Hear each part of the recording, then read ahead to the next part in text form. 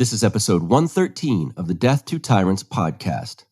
Hey guys, let me tell you about the sponsor for today's show, and that is Lorenzotti Coffee. Oh my goodness, it is so damn good. I kid you not, I found myself the last few mornings waking up earlier than normal just because I'm so excited to drink this coffee that the guys sent me. It is so good. Let me tell you about them really quick. They basically import coffee from a roaster in Naples. Well, now they've got it on their website. You can order it. It is so damn good. They've got ground, whole bean, anything you like over there. And trust me, you won't be disappointed. I do it in the French press. That's how I make my coffee every morning. And I'm so stoked to have these guys as a sponsor. They love liberty. They love the Death to Tyrants podcast. And so we should support them, right? We want the good people to get our money. And when you go over to lorenzotti.coffee, that's LORENZOTTI.coffee, and you use our promo code at checkout, DTTP, for the Death to Tyrants podcast, you get 10% off your order. And they are not expensive, guys, but boy, it tastes expensive. You will not be disappointed. Our sponsor, Lorenzotti Coffee, LORENZOTTI.coffee. Go check them out and use promo code DTTP at checkout. Let's get to the show. The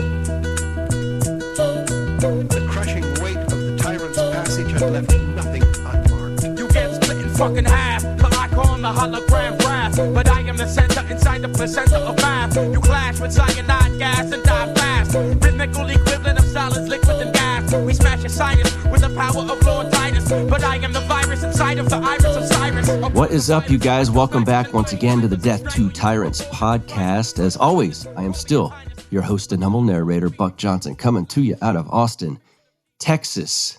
Today's going to be like an episode to gather our thoughts, catch up on exactly what the hell's going on. Obviously, in 2020, it's kind of like we've never seen before. It's one thing after the next, and it's all crazy. It's the dumpster fire that is 2020. Well, I've thought about this, and I want to, from time to time, have a handful of unique guests on just to kind of break everything down. And my guest today is Donnie Gebert. He's been on before. A lot of you will remember him. He's got a wonderful, unique take all the time on all kinds of issues. And he lives here in Austin. And so we've become buddies. And I reached out and said, let's just get you on and cover a lot of this crap that's been going on lately. Like I said, a catch-up episode to kind of see where we're at right now. And it's July, summer 2020. Where have things been? Where are we now? Where are things going? And he's got a really unique take. He has a wonderful way of taking a situation and breaking it down into its components and explaining how we got there, what it really means. Is there psychological warfare going on with this stuff we're seeing? He's a former U.S. Army intelligence sergeant, ammunition supply specialist, infantryman, and U.S. Navy electronics technician. He was medically discharged from the Army after 17 years of active service and is a fellow Texan right now, like your host and humble narrator. So let's welcome him back to the show. Donnie Gebert, how are you, buddy? Thanks for coming back. Hello. How are you, man? I'm doing pretty dang good. You're one of these people. I want to start having my unique guests on. When did I become a people? You're one of these unique individuals, robotic maybe. I want to have some of you guys on every 4 to 6 weeks just to talk about what the hell's going on out there. And you always have a good take. Real quick before we get into things, tell the people who have not heard you on here before your background and what led you here. I was inter-service. I did 6 years in the Navy, and the rest of my time was Army. I was 19 years total. I got injured out. Primarily, my job was military intelligence. And because I had this really diverse career that kind of funneled into military intelligence at the end, I ended up learning how to do a lot of stuff in the military and wrote a book on decentralized legislatures. So if you don't think I know how to do complicated things, I know how to decentralize a legislature. So when I start looking at any task that is, within the realm of science, military science is just, science. politics is war by other means. Well, military science is just physics and motion. And I just kind of apply that rubric to everything that's happening. Like I was telling you before, I look out the window, I don't see the Spanish flu. I see War of the Worlds.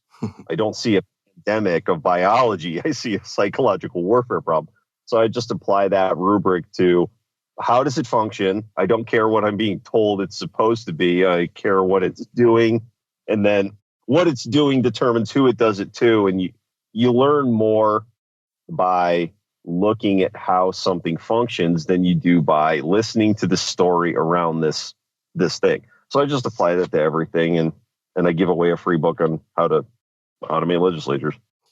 And we'd be remiss in not mentioning the libertarian ANCAP greats that you kind of read while you were in the military to learn about a lot of this stuff. Oh, yeah. Rothbard. I just leave with Rothbard every time I hear libertarian, because that's probably the best philosophical libertarian. But the guys that I really revolve around are Robert Murphy for defense, Walter Block for property rights, and David Friedman for legal systems. And then the only thing I really apply past that is Satoshi Nakamoto. That's how you take a blockchain and you apply it to the work of these three guys, and you see how the permutations work out and what system does what. And yeah, that's kind of how I roll. So maybe I'm one of the lucky ones then to have in possession your latest writings. Do you care to talk about that yet? When is that coming out, and what is that? I had a portion of that. I was kind of trying to get a pro to. There's a portion of the book it's about a video game, and I wanted to have a pro gamer write it. It's not really so much when someone is describing an activity, you kind of want to have the best person do it, but they didn't get back to me, and I guess I could kind of do it well enough. It's really just mechanics, but the book is called The Art of War 2020. I haven't finished it fully yet, but it's really just an addendum to The Art of War, adding all of the stuff you get with electricity and technology since Sun Tzu.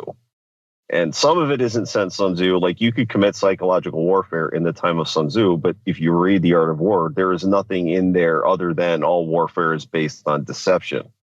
Okay. I think those people thousands of years ago who didn't have electronics, they had a much cleaner read on things, because they would look at each other and say all warfare is based on deception.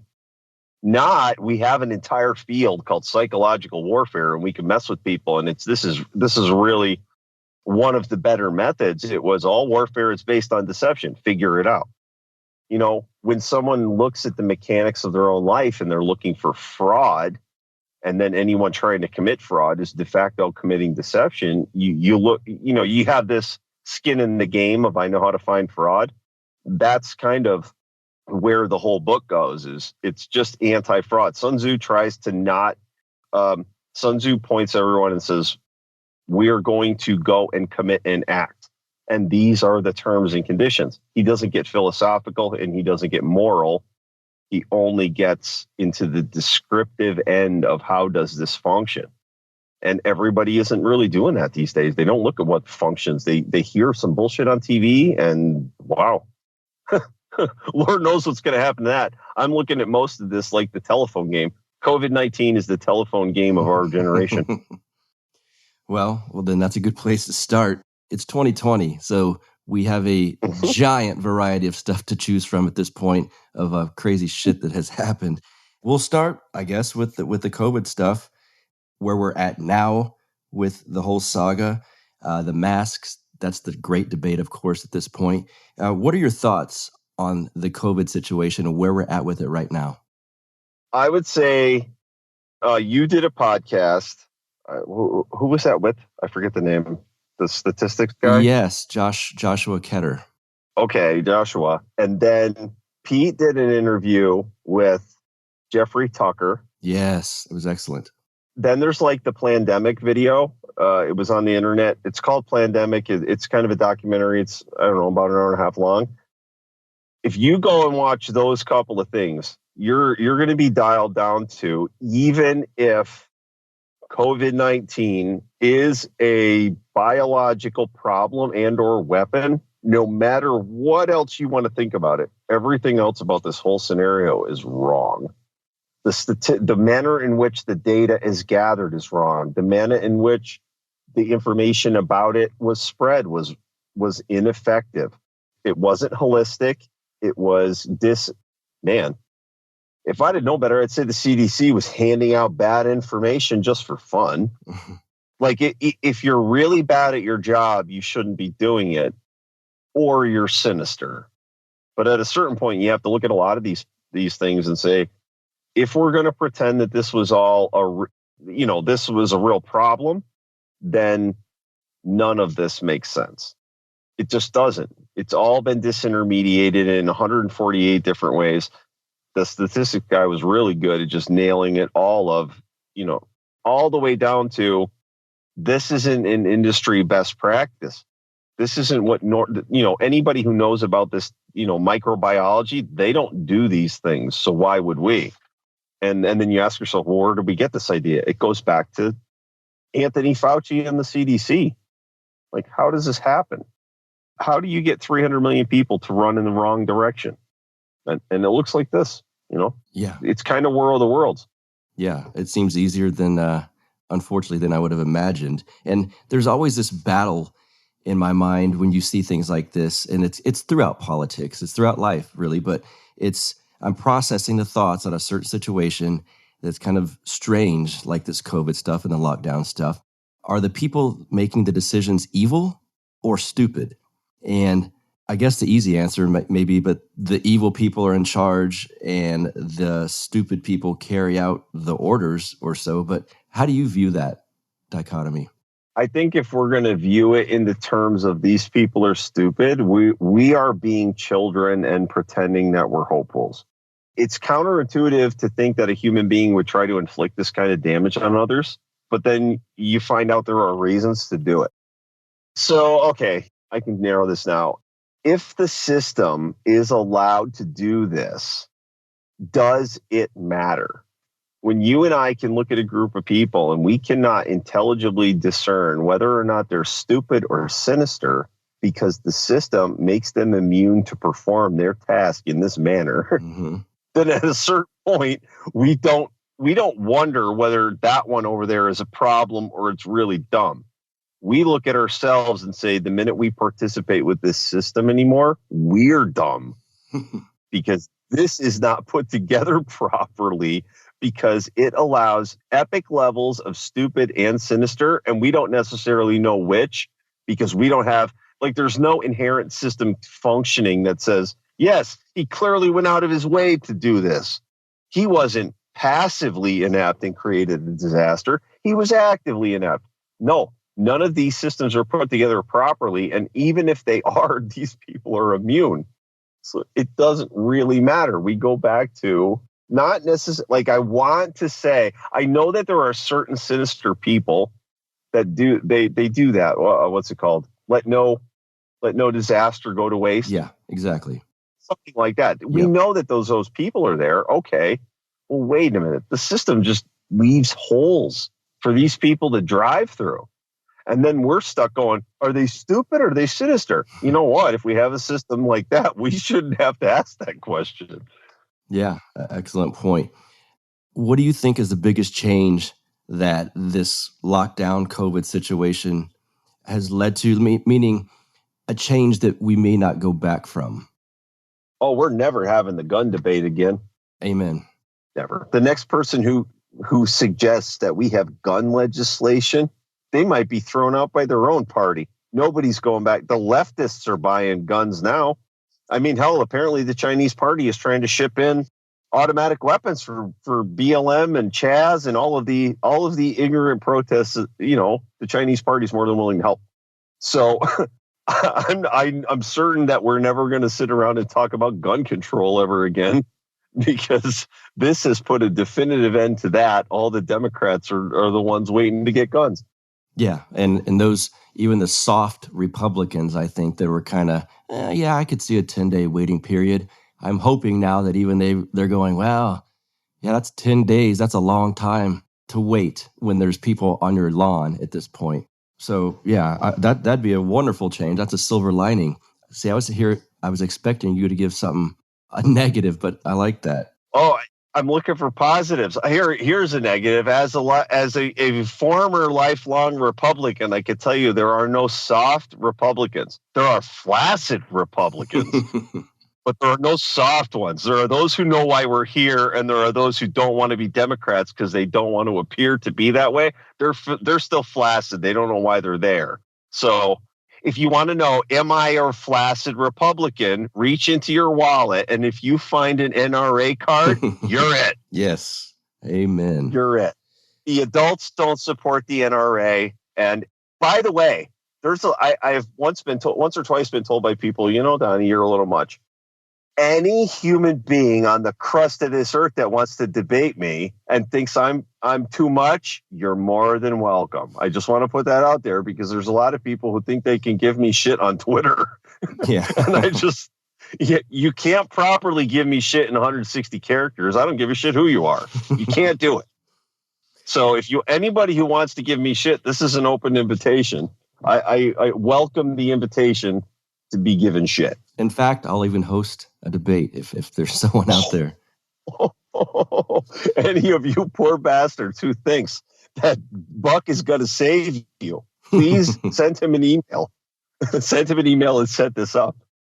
Do you see decentralization and or secession now as a sped up certainty in the near future because of any of this stuff? Kind of it's in the same vein as the gun argument. There's a lot of dumb arguments that were had before. I don't think we're going to have them anymore. And one of the arguments now is, wait a minute, I think the system is really, really, really messed up.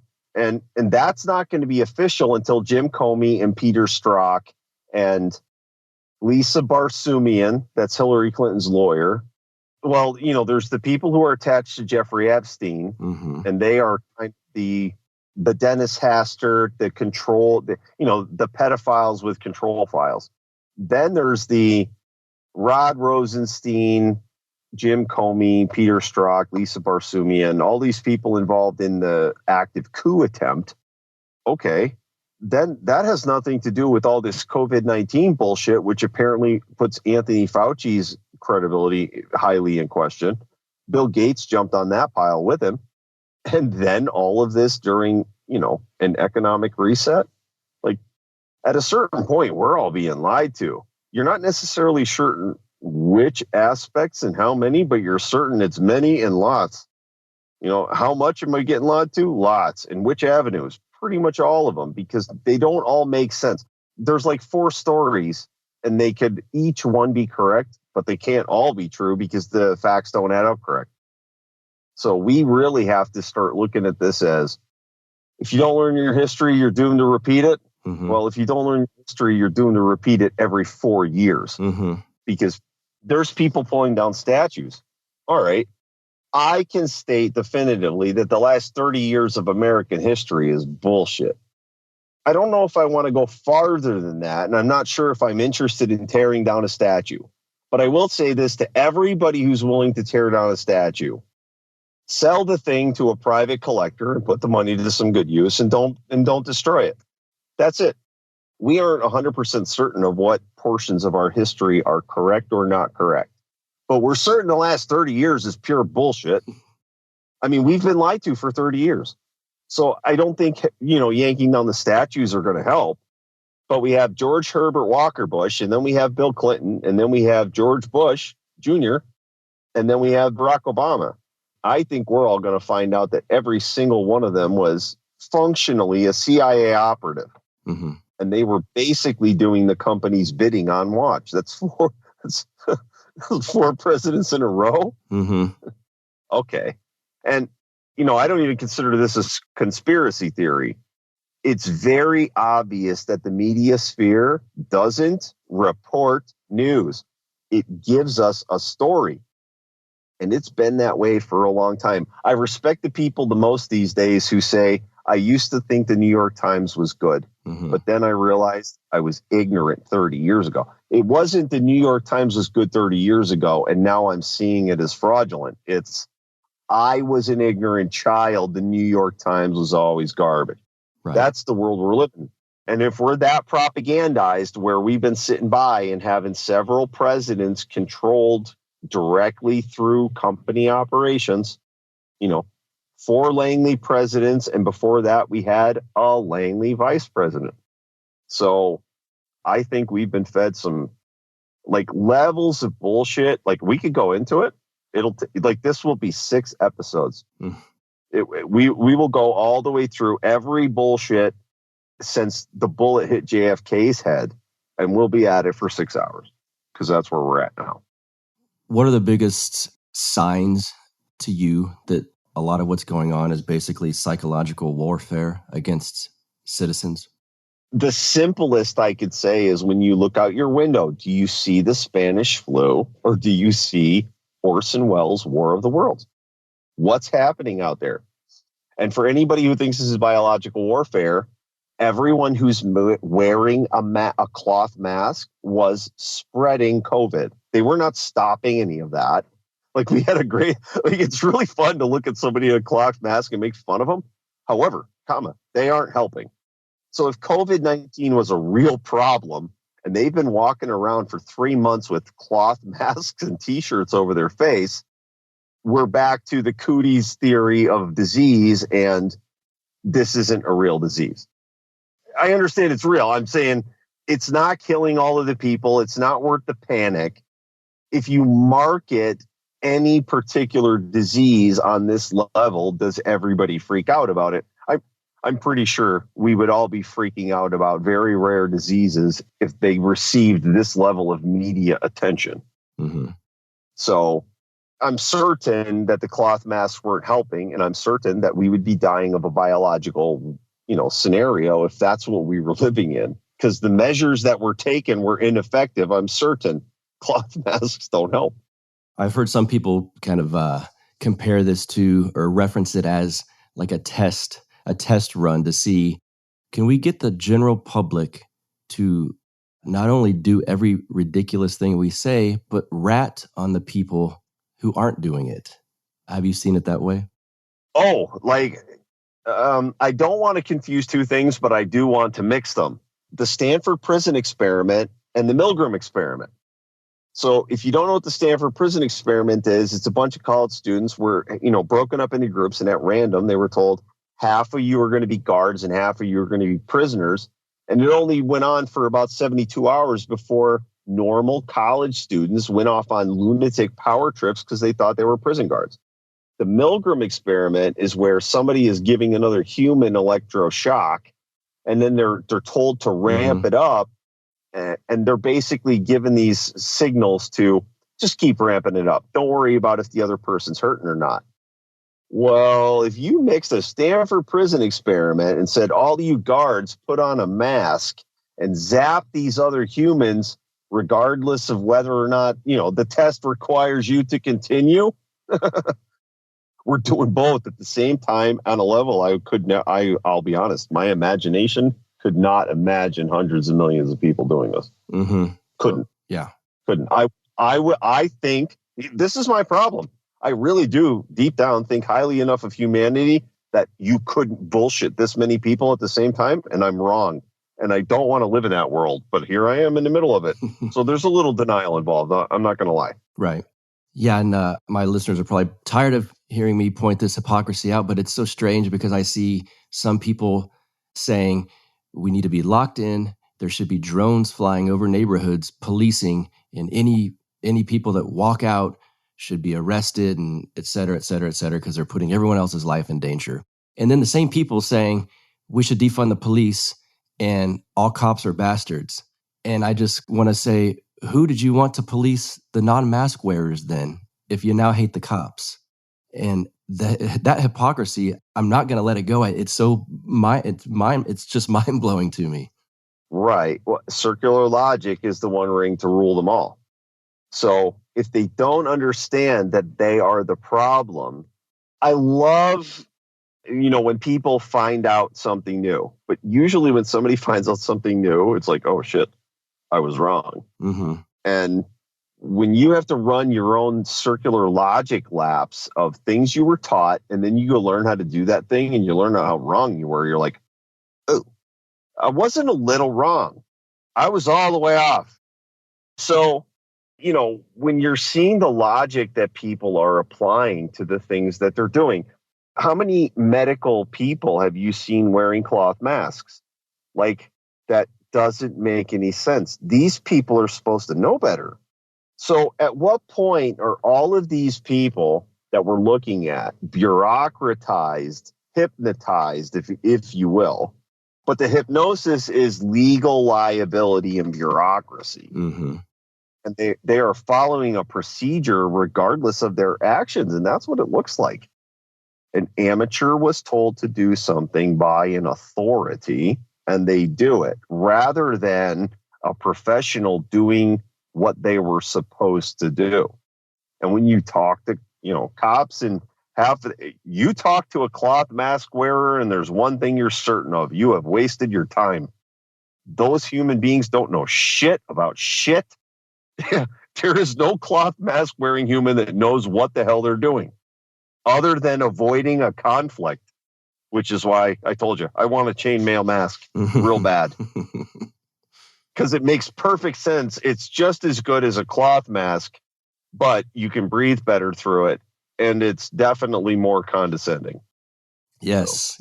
I already know just from these statements, some of my listeners that are new to you are going to be loving this already.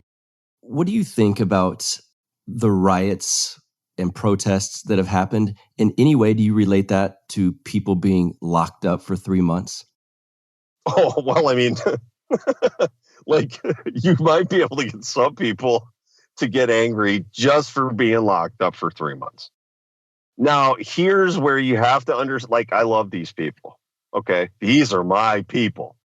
I won't get locked up because I will go outside and imagine us a little bit like primates. Don't think of us as people. Think of us as primates. So I pick up my phone in the morning and say, there's a primate outside that says, everyone says, stay inside. I'm going outside. Mm-hmm. I'm going to find out what that primate looks like. I'm going to go to its house. I'm going to smell it. Might slap it in its mouth. I am more of a dominant primate type. I want to know what primate thinks I'm staying in my house today. So I'm going to go outside and I'm going to see what the thing that says, you, human, you shall stay in your house. I want to see what that thing looks like. I want to talk at it. I want to see what it thinks it's going to do to me today. A lot of people don't want to do that. But the dumbass primate, the one that I love, like me, it's really angry because it's indoors, but it's only angry because it won't go outside and challenge the other primate. If you're willing to go outside and challenge, well, this all becomes moot because they told you to stay in. You go outside looking for trouble, you don't find any. Hey, let me tell you guys about another sponsor for today's show, and that's the Lucky Guy Bakery at luckyguybakery.com. And I'm so stoked to have Joni as a sponsor. I say that with passion because these desserts, these brownies they make up there are incredible.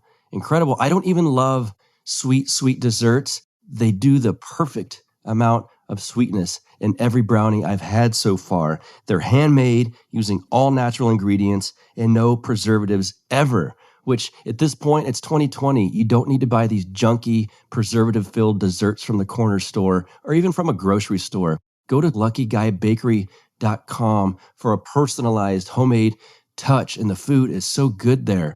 Every gift note is handwritten with that personal touch that I mentioned. And of course, they're supporters of this show. She said, I would love to do my part for Liberty. The good thing for you guys is her part is much more delicious than my part because all of the brownies I've had so far are quite good. And of course, when you go to luckyguybakery.com, you can enter code DTTP at checkout for 20% off. That is DTTP for, of course, Death to Tyrants podcast. You get 20% off your order. These are great for you, or they actually make great gifts too, because like I said, each batch comes with a handwritten special note from Joni up there at luckyguybakery.com. What are your thoughts on organizations like BLM and Antifa and what's going on with them right now? Do you feel in any way they've been basically co-opted by corporations at this point? Well, there's two groups of people. There's the ones involved with BLM and Antifa, and then there's the ones who are involved in the corporate end of it. BLM and Antifa were always corporate structures. They were always the DNC attack dogs. That's the way it's been since long before, probably 2000. Like, just start going back before BLM existed, Antifa, for as long as you could functionally imagine. They were always corporate attack dogs. Anybody who got involved with them recently and thinks they're doing good work, they don't understand what the hell they're doing. Anyone involved with Antifa believing that they're anti-fascists and then they behave as fascists in the name of anti-fascism, congratulations. You don't understand what you're doing. The BLM people are there because they see a problem. They're told that the problem is racism. And then BLM seems to be the most rational, logical vehicle to get you there. But then you find out what it is. And honestly, I think a lot of people, the people who are in Antifa now, they're just dumb. Like, most of the smart Antifa people left a long time ago. Mm-hmm. BLM is kind of a new thing. So the fact that it's got, the group of a whole flock of people who don't understand that they're being, lied to right yet. Okay, I'll buy that. The first I'll go into is everybody should just go have a look at whatever the hell the Bureau of Land Management is doing right now. Because anytime you get one memetic doing something, the other memetic that's being hidden, it's probably up to some bullshit. That's an interesting point. The next thing is it's Black Lives Matter. Okay? This is a memetic. You could call it the name of a group, but it's a memetic. So how do you propagandize people? For, repetition. So the name of this group, imagine you're a sick fuck, and the goal is to try to get someone to play a game they don't want to do. So you intimidate them and you force them to play pretend. They don't want to do the thing, but they're going to do the thing because you're going to make them pretend that they like it. Okay. This game is called Say My Name. So you get this name over and over and over again. At a certain point, it has an effect whether you like it or not. The idea that there's an argument, Black Lives Matter versus All Lives Matter, it's a stupid argument. The idea that they found one person in all of the country to get fired of it, even stupider. But the whole point is, if you say anything other than Black Lives Matter, the media will tell you there's some kind of real world repercussion to it. And that's where you got to ask yourself, wait a minute. This whole organization appears to be corporate fuckery.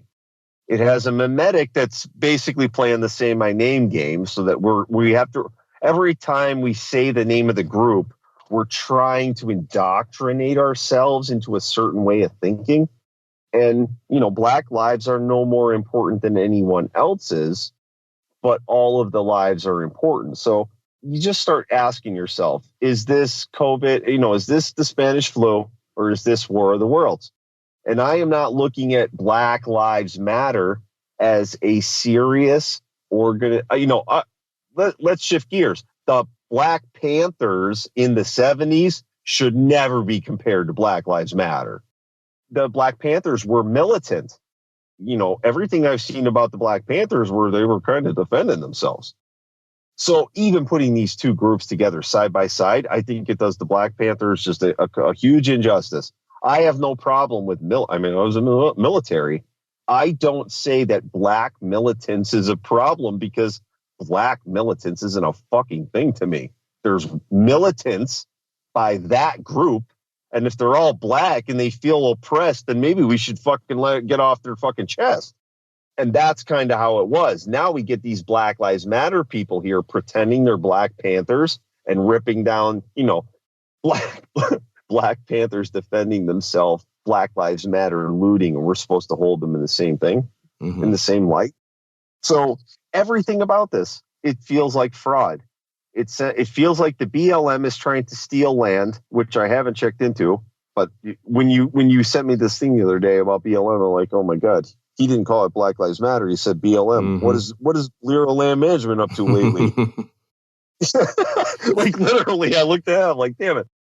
So all of the things I'm supposed to think about Black Lives Matter are positives, but all the behavior of Black Lives Matter is asshole cart, period. Yeah. So that's where I'm back into somebody's just lying to me that I'm supposed to think this is a good idea. And then you find out, where are they funded? Where's Antifa and Black Lives Matter funded? It's all Soros money. That's all come out in the last couple of weeks too. This is all Democrat National Committee money. Well, all right. Now you know who it is. You don't have to argue about it, but you can't call it not that anymore. Mm-hmm. It was interesting to see the defund the police, phrase being thrown about often now in media and in pop culture, and especially probably from someone from your perspective who's written about decentralizing legislatures. And anyone who's read a lot of Rothbard, initially you hear it and you're like, well, yeah, defund the police. I get it. Let's have private security systems. And then you realize that's not what these people are talking about. I'm not sure why they're using this phrase even. What do you think their rhetoric is sincere at all? What do you see with that movement as it is right now? Oh, that's scare tactics. That is scare tactics. The same group of people who will manage to find money to pay people $25 an hour to loot and burn things is the same people who will say, and we'll take your police away. It's the same group of people. If they were opposite groups, you'd be able to say this isn't a synergistic effect. These people are trying to terrorize normies into submission. That's pretty simple. But as far as, you take a concept like cleaning up the police with economic means, and then you flip it 100. I would say, yes, you need to fire your entire police department. And then all of the adults in that group get to come back tomorrow without immunity and do the same job. And if they were adults, they're not going to have any problems. But all the children aren't coming back. Did you see all the cops in Atlanta quit? Yep. Well, guess what they were? Remember, there's a bunch of people who like to attribute virtue to police. When you tell them they can't be immune and they quit, remember, it wasn't the police that were shit. It was the person in the mirror whose judgment was shit, because those things were never good. But you only get to see it in hard times, because in hard times, your protectors tap and you find out they weren't protectors. The cops who are there and they tap out when they can't have immunity are the same assholes who join the military for the college money. Mm-hmm. Okay. And as soon as all the funds, as soon as that roller coaster ends, they're out. So they were never protectors. They were playing dress up, and they put their slave catching badges on, and they went to work and they did what they were told. And now they're going to run. I'll be straight honest. Any cops who quit because they can't be immune, you don't want them anyway. You don't want them. So the whole defund the police is this two-edged sword. You look at the best way that you could possibly clean up a police department, and you try to flip it around and use verbiage to scare the shit out of a normie. How is it that phrase just happens to work both of those ways? You got to clean up the cops, and the best way to do it is economically, but you're going to try to scare everybody in that same way. Man, it's almost like somebody's full of shit and trying to bullshit everybody. That's, you know what I mean? Yeah. What are the odds that these things keep happening and they're not arranged? This script is shit. Yeah. Where do you think the protesters fall short in blaming the police violence strictly on racism? So there's no one reason that everything is wrong. It's never one reason. The reason you have redundancies is to make sure that if A fails, B picks up on it. If B and A fail, we definitely have C in place. If these systems aren't put together like that, then it's all amateur cart. It's all amateur hour. So it's never one reason. And then you get into, if the protesters are going to be as violent as the cops, then the protesters don't know how to fix the problem. I don't find protesting particularly useful because you're going to coordinate an event, but that event is not going to be productive. It's going to be demonstrative. And that's where you got to get all of the people who really have a problem with their cops. They have to start to understand the problem. Firing your cops does invite criminals. It doesn't invite as many criminals as you just fired with your cops. It invites a couple. But then you have a criminal problem. So you do have there's a philosophical argument. Don't get involved in that. When you have cops and then you have crooks, you have a problem. But if your cops are allowed to do everything the crooks are allowed to do, there's no point in having cops. Mm-hmm. So you have to understand your physical security needs. And almost everything in America is really kind of good. What's going on in Chicago and Minneapolis is basically these are the areas where that leftist money can just, the local population is broke and agitated, and then you're going to pay them $25 an hour to protest. And if they happen to get out of hand and loot, works for you. Do you think technology will lead us to more decentralized means of having money, basically? Where do you see decentralized currency moving? Oh, well, I mean, so, and here's where this talk never stops. It always has facets that touch something else. And that's where I tell you, the sinister people have kind of made sure that you can't get rid of any one of their bullshit things at any one time. So the currency touches how governments run. And that is, you see that with Mark Zuckerberg. When Zuck said he was going to create Libra, all 30 governments freaked out. Mm-hmm. That's because how they make payroll. So by decentralizing something, like everything we discuss is like some kind of corruption or problem. Not everything can be thrown into a smart contract. You can't throw cops into a smart contract. You can't. You could throw judges into a smart contract. You could throw lawyers. You could throw every politician. But at some point, you have a violent human being wandering the countryside. You have to have other human beings who understand violence to go get them. Now, when you have a violent human being wandering the countryside and they end up like George Floyd, nobody fucking cares. That human being was hurting people. A group of people went out, found him. He didn't want to be taken alive, so he wasn't. George Floyd was not hurting anyone. Mm-hmm. You know what I mean? So when you have your protectors who are supposed to prevent violent adjudications across the countryside, and then you make them immune to do just that, you haven't prevented a problem. You've narrowed it down to who's going to be doing it. But that's it. And it's never going to change. So when you take away the payment system, the way this flows is you take away your deeds from your county. So when your county can't tax and all of the deeds are peer-to-peer, you don't end up the same place as Zuckerberg. Zuckerberg is like an attack on currency. But when you take away the deeds from your courthouse, nothing gets funded. So then you have to figure out the currency, not from a position of Mark Zuckerberg is attacking our currency. You have to figure out our currency from I'm no longer allowed to tax. I no longer have a government because that government was printing currency. It's really like if you start a problem with a bias, I have a currency system that doesn't function very well and Mark Zuckerberg can attack it is one problem. I have a currency that anybody can attack and it's functionally not viable and I have to fix it is another problem. Yeah. So decentralizing the way these currencies come in, it takes away all of the centralization. Centralization is like high ground or a choke point. And that's where your politicians become useless. If your cops are getting paid, they're getting paid in a decentralized manner. If they're behaving, they get paid. If they're not behaving, they don't get paid. So when you decentralize a process, all of the choke points and the leverage on it change. So the system, you're changing a fire escape plan on the wall. It's an engineering change. You're going to change the way people are going to move, and that's where you actually see change. It's not we've changed our rhetoric; it's we've changed our method. That's the argument I have with the Libertarian Party.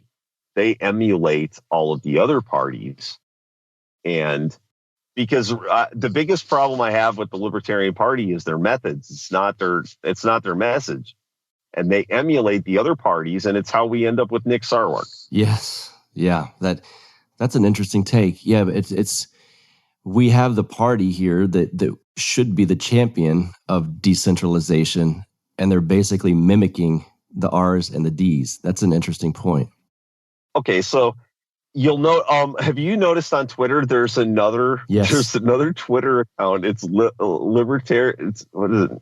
Libertarian National or something like that. It is. Shout out to him. He's a supporter. Yeah, he's a supporter of this show. We're talking about you, buddy.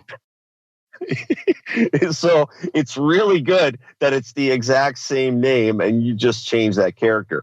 So here's where I look at this.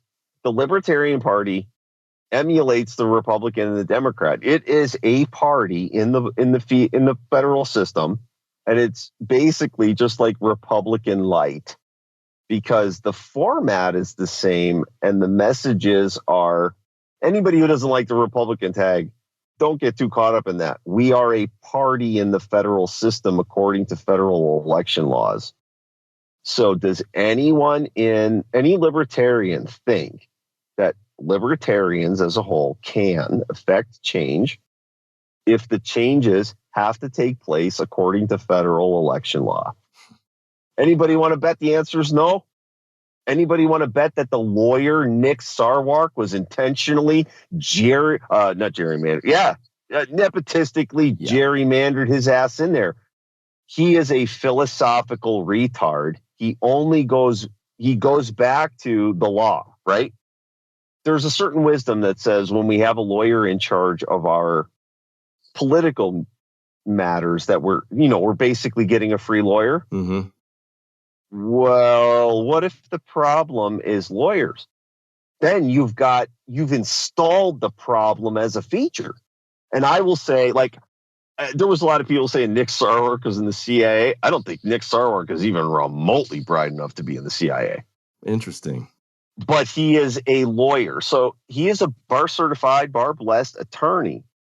He can have his licensure threatened under several reasons, especially if he does not obey the law. He's an officer of the court. He's got to do the dance. So I look at, never mind personality-wise, I look at Nick Sarwark as completely ineffective and a tactical and strategic problem. There's no way libertarians should ever have a lawyer that is, blessed by the American legal system in charge of the party.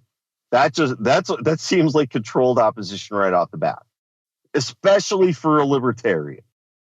But then, when you get past the party structure that allows Nick Sarwark to basically be a choke point, the rest of it is emulating. So I think we need to change the party structure. And the first thing that we do is we change the name to the Libertarian Party. We put a little L on it, but we don't incorporate. It's literally a word of mouth organization. When Nick Sarwark tries to fucking sue somebody because we keep using this name, there is no one to sue because his dumb fucking legal system looks for some legal entity to lay this to, when in reality, it's just the people saying Libertarian Party, Libertarian Party, Libertarian Party. And then after that, we say, fuck you, Nick. And that's it. We take back the Libertarian Party and we remind not only Nick Sarwark, but the legal system that he represents, that you're ignorant shit and we don't need your intellectual property by some kind of legal means. We just take it. We talk about it and we call ourselves Libertarian Party and there's nothing anybody can do about it. And that's like the first, it's like this conceptual agreement. We're libertarians. We are the party. You might claim to be some legal entity that's part of the party, but we don't give a fuck about you, Nick. There's just us, and we do this. And there'd have to be more to that. But again, it doesn't become a legal structure. When you decentralize it, Nick Sarwark is constantly looking for someone to sue and not finding a target. And that's the fun part. You use decentralization as a methodology that does not allow authoritarians to control you. Yes. Libertarian by method. And that's, that's what I try to do. And then there's places where people should never have their hands. So that's where I get to do the same thing and I get to spite them and it's fun. Well, we started off by, talking about the laundry list of crazy shit that has happened here in 2020.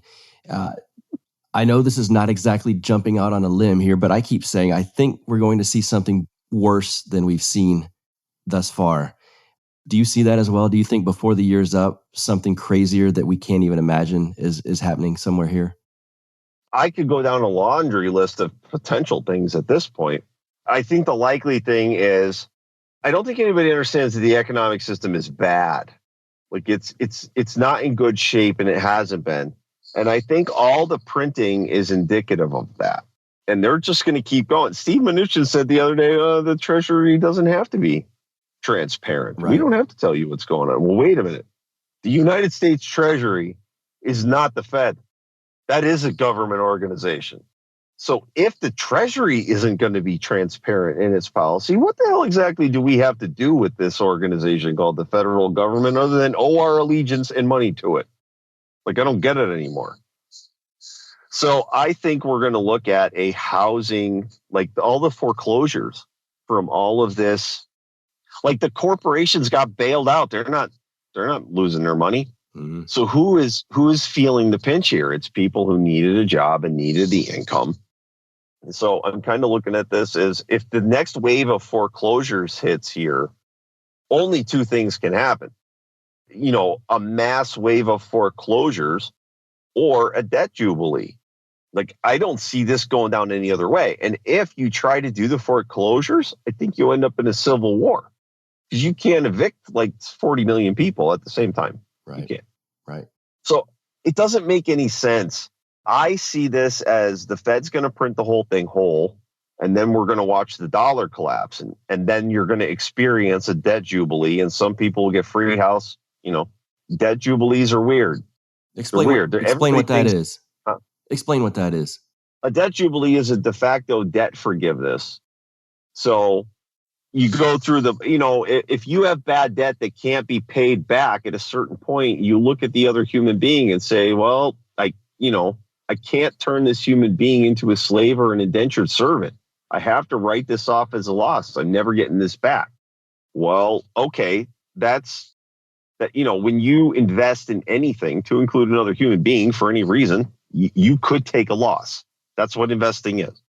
So when you print the debt whole and then the currency dies, we have a debt-based currency anyway. Let me give an example I can be sure of, because I don't want to attach this to a mortgage. One argument is banking and regulations and how that would work out. But in a debt jubilee, you don't apply those rules. I'll just tell you, I have some credit card debt. Okay. What happens if the currency destabilizes and goes away? What happens to my credit card debt? My credit card debt disappears. Mm-hmm. That's what happens. JP Morgan eats that hit because it's on a Chase card. That's the end of it. Like that's just going to be the way that is, because that currency doesn't exist. I can't go make dollars to pay you back in dollars.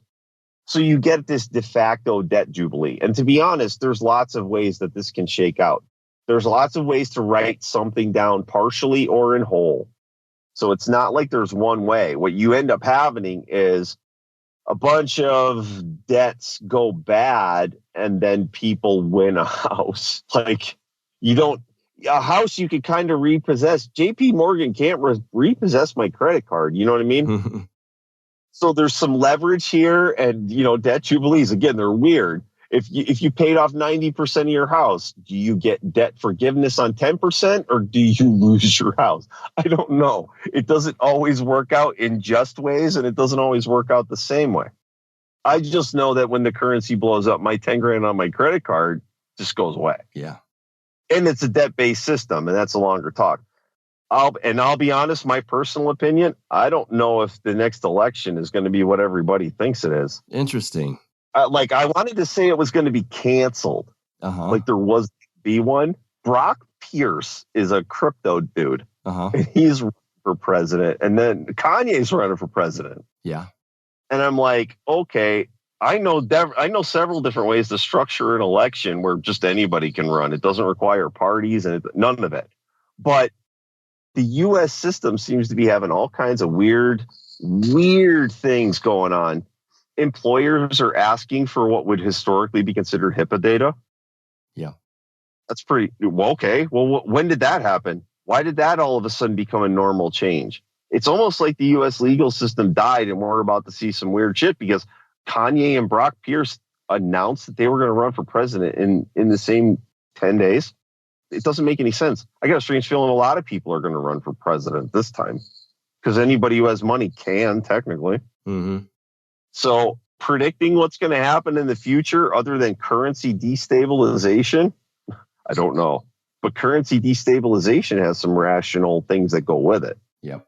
So beyond that, I tell everybody, SYS, DGB, and DOGE, go buy $20 of each of those because you're going to experience currency destabilization in the next couple of years, and that's going to be difficult. Even if the U.S. only loses the currency reserve status, you're going to experience inflation. No matter what, no matter how this book reads, we get inflation. So I think the new currency systems look like crypto. So you might as well hedge a little. Yep. Well put. Before we get out of here, plug away at your website and book and everything, and Twitter. Yeah, everything is on my website, the nullhypothesisofpolitics.com. When I get back next week, I'm going to start working on that book. You got a dry copy of it, and I have to I know there's one spot I have to fix, and then there's some other spot I have to proofread. So the Art of War 2020 is coming this year because, well, coming out next year with that title would be dumb. So I better get on that. And other than that, I've been on vacation for a month, so I haven't really been doing anything. But I have a lot of stuff on the website, and the book is free. I guarantee you're going to learn one new thing in the book. I don't care who you are. Yep. I've given that book to some pretty smart people, and I was surprised that they learned something. Yeah. Well, shit, when you said that, I thought, well, I learned a whole lot of stuff from that book. I see where that just placed me. Well, yeah, I gave that to Bob Murphy, and I just kind of wanted him to make sure I wasn't stupid. Like, hey, is this right? Uh-huh. How did know? And he learned. I'm like, oh man, like if I have something to offer to people who do this for a living, then hey man, I'm confused. I'm somewhat confused. I don't understand the civilian world at all. At all. I really don't. So I just wandered around out here trying to solve the coordination problem because that's the only other way I know how to put it at this point. And I have to deal with a bunch of mask wearers to do it now. Yeah. So it's strange. It's very strange. I want everyone in the world to be in the military for a little while just so they understand why I'm confused, but they won't know. Let me ask you something real quick before we get out of here. And I know we've already wrapped pretty much, but you mentioned this a little bit in the new Art of War 2020. What do you think the military does for the mindset of their average enlistee? Oh, I'd have to say, the phrase you take away is fuck your feelings. You have to look at a task and say, this task might be uncomfortable. I'm going to do it anyway. And that's the norm. We're going to adopt the mentality of not just coordination, but you have to, if this hurts, you're in the wrong place because we know it hurts. Do it anyway. Don't tell me about it. I know it hurts. I had to do it 100 times. Why are you telling me if I do this, it's going to hurt? I know. So at a certain point, there's a little growing up to it. And then there's just a responsibility aspect for everything that I do, for every responsibility I have, for every privilege I have responsibilities. Go camping sometime. Anybody who wants to know what I'm talking about, make a plan to go live in the middle of a field or near a lake for 2 or 3 days and see how many things you forget, how difficult your life becomes. Only 72 hours worth of non-electricity. And what does my life become? And you just realize I have a lot of responsibilities for just little bits of comfort. And that's really life. 10,000 years of human history. Mm-hmm. You have huge amounts of responsibility and work, and then you have a little bit of fun. The Greek word was skol. Mm-hmm. Definition is leisure. Mm-hmm. So they worked their fucking asses off. It was an agrarian society. They worked their ass off. Beast of burden labor. And then when they got time off, they went to school. these people, half the people on this continent go to school and they're like, oh my God, I'm so burned out. So, I mean, honestly, at a certain point in the military, it's really more of that ancient Greek. We're going to work our asses out. We're going to get up in the morning and we're going to exercise because it's healthy, not because it's fun. And then we're going to do a task. And if your portion of the task isn't fun, no one cares. Don't bring it up. We're busy. And you just kind of get in the mentality of it. It's self-deprecating, but it's not self-eroding. It's polish. It makes you polished. It could wear away at your soul, but you got to ask yourself, if my soul is so weak that this erodes it, am I the weak element? So the military for me was polish. For some people, it might be a sandblaster that'll get them. But if you get used to, we live in 2020. If you think about what was this like in 1020, you kind of appreciate 2020 a lot more. That's all. Yeah. Yep. All right. Thanks, Donnie. Excellent stuff as always. And thanks for being on the show. Thank you, sir. All right. I hope you guys enjoyed that chat with my friend Donnie Gebert. I love his take on things. It always makes you think. I love people that make me think. And so let me make you think. Well, I got something for you to think about. If you'd like to become a donor to this show from Patreon, you're about to get some special exclusive content from Death to Tyrants. And we're going to start recording a few podcast episodes just for the Patreon donors. You can become one over at patreon.com/death to tyrants. In fact, we might be recording one very soon. And again, it's exclusive to my Patreon donors. You can find me on Facebook. I'm still on there. Facebook.com/death to tyrants podcast. Of course, you can follow me on Twitter at Buck Rebel, BuckRebel. What else do we got for you? Well, if you want to join the Libertarian Party and support Joe Jorgensen and Spike Cohen, guess what? We got a link for that too. Death to no, wait, it ain't Death to Tyrants. It's www.lp.org/Death to Tyrants. And I think that's all we got for you. Until next week, you guys, be safe. Have a good one. You get split in fucking half, but I call him the hologram brass. But I am the center inside the placenta of math. You clash with cyanide gas and die fast. Rhythmical equivalent of solids, liquid and gas. We smash your sinus with the power of Lord Titus. But I am the virus inside of the iris of Cyrus. Like the sound of the Death to Tyrants podcast? Our audio production is provided by Podsworth Media. Check them out at podsworth.com. Hey, you guys, I've mentioned a few times that there's going to be some episodes recorded of the Death to Tyrants podcast exclusively for my Patreon donors over at patreon.com/death to tyrants. That's where you can sign up to become a donor. Well, I want to play you a clip from the first one we did. It was really fun. It was myself, my co-host for the episode, Bobby Pearson from the Not For Everyone podcast. You've heard him probably with me a couple of times before. We get into current events. We break down why some of the musicians in our lives, our friends, aren't particularly intellectually curious. And a lot of them just have that kind of cookie-cutter binary way of thinking and looking at politics. Well, one of them put a not-so-brilliant post up about what libertarianism is to him. We have a really good time tearing it apart, shredding it apart, and I think you'll enjoy it. All right, here we go. Here's a clip. You know, the music community as a whole, here in Austin at least, they don't totally share our worldview, certainly our politics. And it's interesting, they're not always well-educated on politics, yet they can be quite vocal on political issues. I'm sure you guys have seen that on Facebook, and that's kind of what we're going to get at in this episode. I know you scroll through your Facebook feed, and I've kind of tailored mine so hardcore now that it's almost all libertarians. But I think a lot of us, and before you got off of Facebook, Bobby, would scroll through the timeline and you'd see like, oh, that sounds cool. Tom Woods Group. Oh, that's an interesting point. Oh, that's an interesting point too. I never thought of, don't totally agree with that. And then all of a sudden, what is that? Right. And it's a musician. Or maybe if you guys are not musicians or in that circle, who knows, a friend from high school or something like that. And you're like, oh no. And at this point, I think a lot of us have learned, what's the point of even going back and forth?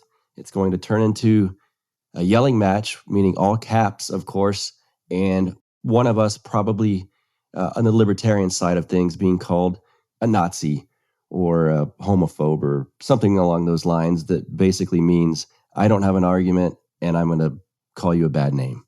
And as far as musicians go, what I've always said is they have the politics of a public school teacher with the ego of a musician. Mm-hmm. And that's not to their intellectual credit. And I think I would argue that a lot of these people spend a lot of time, partying, doing drugs, sitting in their echo chamber, talking, and not exactly becoming as self-sufficient as they once thought that they would become following their dreams. Right. And then you kind of fall into this whole well, who is to blame other than myself mentality? Yep. Is it capitalism?